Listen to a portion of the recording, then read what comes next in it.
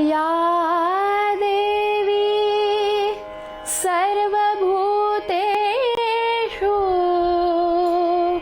शक्तिरूपेण संस्थिता नमस्तस्मै नमस्तस्मै नमस्तस्मै नमो नमः। नमस्कार, जगदंबेचा उदयोस्तु। आज आपण चौथ्या माळेवर पर्यंत आलो। आजची जी चौथी माळ आहे ती देवी कुष्मांडा या नावाला समर्पित आहे। आजचं देवीचं हे जे नाव आहे कुष्मांड, नावातच लक्षात येतं की जिच्या गर्भातून सगळी सृष्टी उत्पन्न झाली।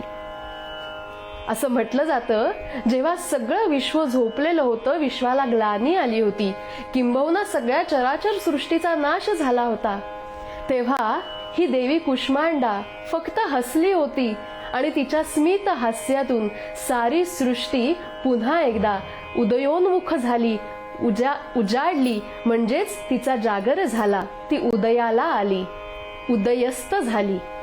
एकेका नावाच्या अर्थात अनेक गर्भितार्थ सामावलेले। हिला कुष्मांडा असं देखील म्हटलं जातं यासाठी, याचं कारण ही सिंहावर आरूढ झालेली आहे। या सिंहाला पंचानन असं म्हटलं जातं। पंचानन म्हणजे 5 मुखाचा असा अर्थ आहे का हो? तर नाही। पंचानन म्हणजे बघायला गेलं तर खेडे गावांमध्ये भूताखेताची जी बाधा उतरवतात त्यांना पंचानन असं म्हणतात।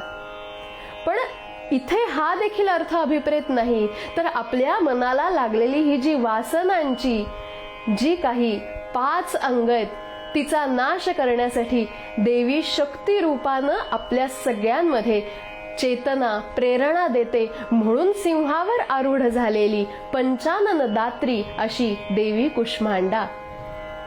जसं की आईच्या उदरामध्ये जे अर्भक, जे मूल जन्माला येणार असतं, जन्माला येताना सगळा काळोख असतो, परंतु आईच्या एका जन्म देण्यामागं ते मूल पुढे वाढून मोठं होऊन सगळी चराचर सृष्टी आपल्या बरोबर सामावून घेतं, त्याचप्रमाणे देवीनं सगळी अंधकारमय सृष्टी आपल्या शक्तीच्या रूपानं सगळीकडे जागृत केली। अशा या देवीचा अतिशय मोठ्या मनानं जागर असो या कुष्मांडा देवीला आजचं हे सत्र आपण समर्पित करूया।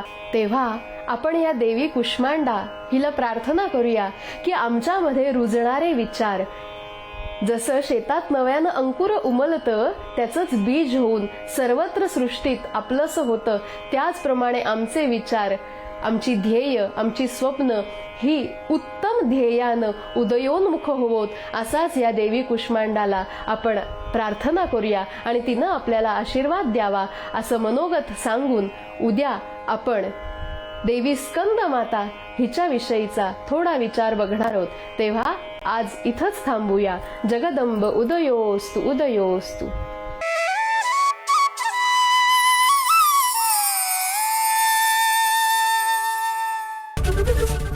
एबीपी माझा, उघडा डोळे बघा नीट।